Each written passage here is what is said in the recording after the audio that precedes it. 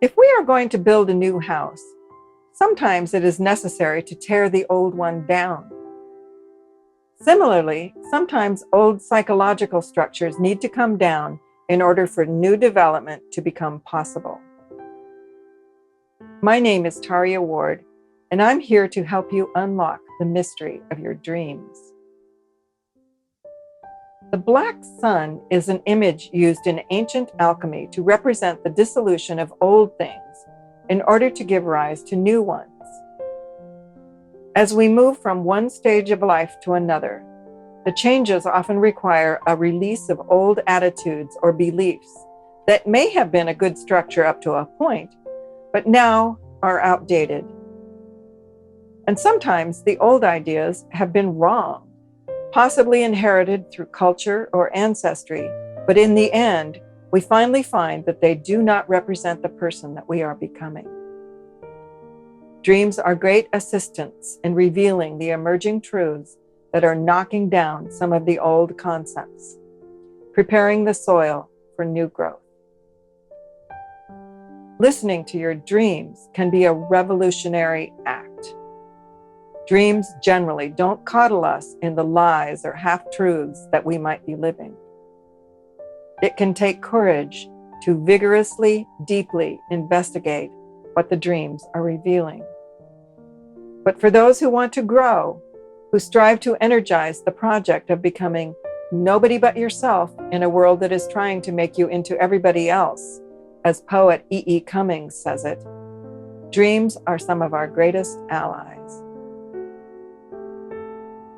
You have probably heard about the psychological concept of shadow and the endeavor of revealing, integrating, and owning one's own shadow. So what is shadow? Simply put, this term refers to parts of ourselves that we are unaware of or that we don't want to include in our conscious personality.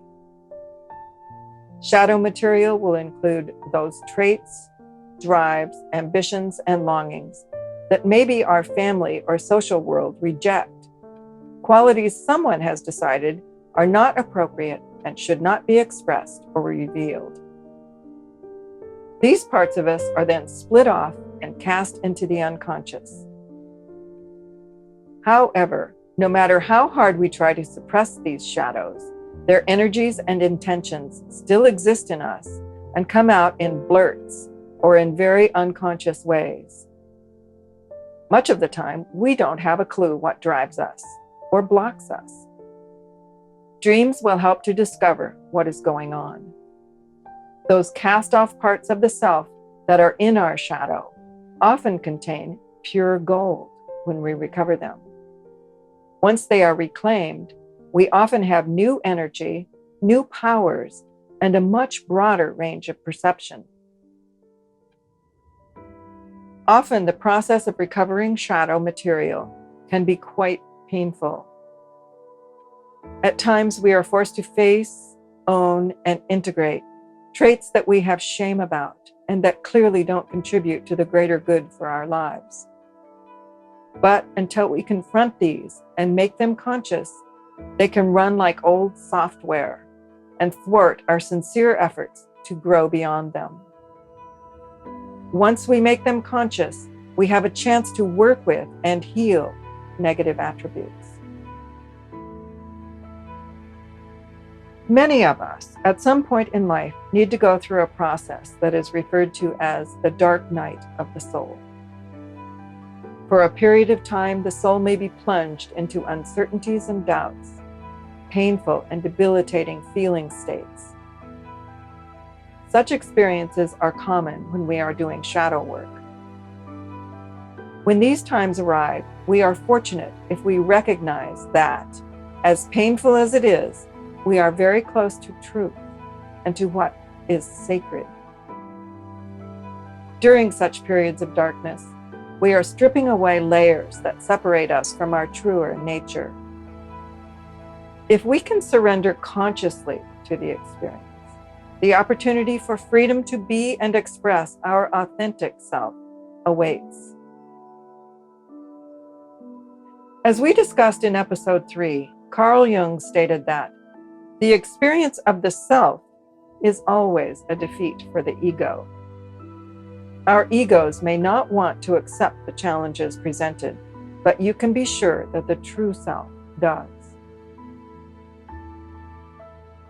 I recently ran into an article that tells a lovely story about how dreams can guide and assist us in some of our deep processes. It was an interview with the comedian and talk show host Ellen DeGeneres. She talks about the moment in her life when she was deciding whether to come out as gay or not, which was an enormous risk for her. She had been hiding her real self from the world. Then she had this dream. I was holding a tiny finch in the palm of my hand, she said. I could feel how much I loved this bird and that it was safe in my hand. And I was reaching in to put it back in its cage, one of those thin bamboo, beautiful multi-tiered cages. And as I was putting the bird back in, I realized that the cage was against a window and the bird could fly out. The bird realized it at the same time I did, and I became the bird. And the bird looked at me and wanted to fly out. But I looked at the bird and said, "But you're safe here in a beautiful cage. Don't leave." And the bird just looked at me and flew out. Ellen says she got what the dream was telling her. Until then, she had no idea that she was living in a cage. She was in a beautiful setting and was making money and had everyone taking care of her. But the dream gave her the vision and the courage to come out. She went through a painful ordeal, personally and professionally, but she was now free. Our own coming out may not be as dramatic as this, but every single small, seemingly insignificant aspect of ourselves that has been caged and suppressed, when it is released because we have had the courage to free it, it will contribute to a more full life of comfort in one's own skin and a more radiant confidence. We live in a world of opposites, pain and joy, light and dark, laughter and tears. Dreams will help us to navigate it all if we listen to them and let them. Treasure your dreams.